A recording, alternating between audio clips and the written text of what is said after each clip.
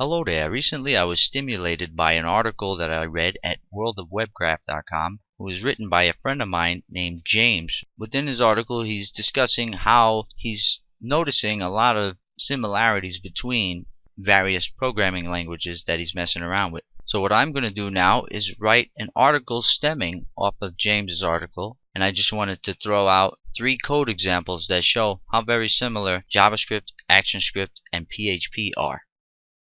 Okay, get yourself a blank HTML file ready and follow along with me, my friend. Okay, alright. Within your JavaScript element, you're going to type in compute. And we want to feed that function 3 arguments, or 3 parameters. 2 numeric values and 1 string value. So what I'll do is give it a 2, comma, a 7, comma, and a string value of a username. I'll just put my name there. You put your name in yours. Ha ha ha.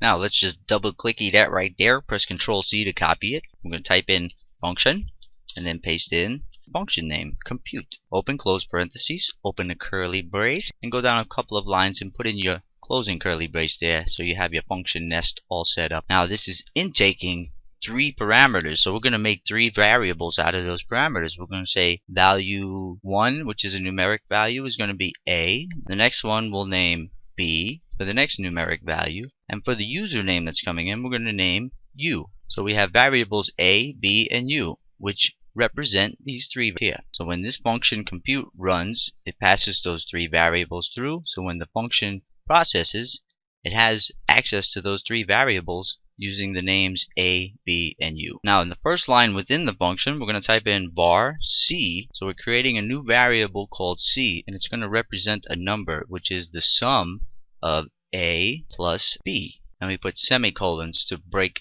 a statement. So that's why semicolons are used in all of the scripting languages that we're going to be demonstrating within this video. Now to output the results to the program, we're going to type in document.write, and in between parentheses we're going to put in a set of double quotes, and outside the parentheses we'll put in our semicolon.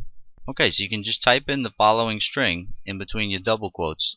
So what I did was I just typed the string the way I want it to output, but you can see I need to put the variables here in place of my XXX. So in order to do that, let's just put in a double quote where the 3 X's were, plus sign, another plus sign, and another double quote. And in between those 2 plus signs we're going to put the U variable. That way it says, okay Adam. Then we want the sum of A and B is equal to, we want the C variable here, so let's just remove those 3 X's and put it plus C. And there you go. And there's many ways you can make output to the program. So now let's take this, since it's done, make sure our file is saved and run it in the browser. Press F12. It says, okay Adam, the sum of A and B is equal to 5. Now if I change this number to a 7 and this to Joe, run that in the browser.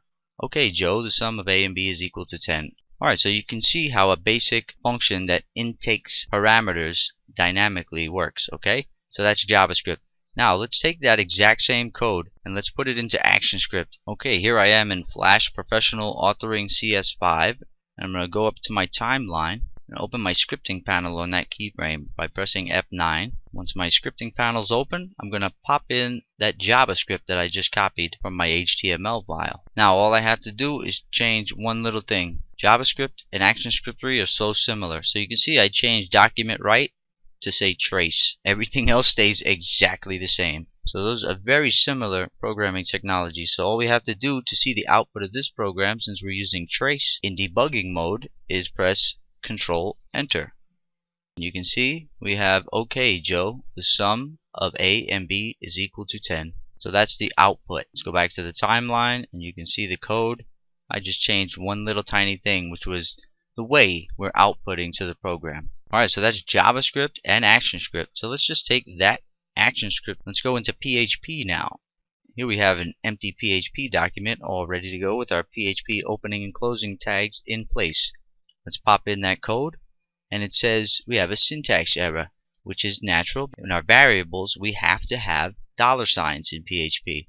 So that's all I'm going to do. I'm going to add $signs to all these variable names here, and instead of plus signs I want dots. So I'm going to get my $signs in front of all my variables, and these plus signs, turn them to dots, because that's how you append to a string Instead of using a plus sign like ActionScript and JavaScript, you use a dot in PHP to append a variable within a string there. And you can't trace. What you have to do is echo. And you don't actually need the parentheses around your echo value. Now you see where we have var, we don't need to signify var. C is just a variable created at that point, and you don't put var in front of it. Okay, here's the output of our PHP program, and you have to make sure that you have PHP enabled on your local machine, or that you're running this online on your live web server where PHP runs natively. Basically, just you have to be in an environment with PHP processes in order to see the output of the program.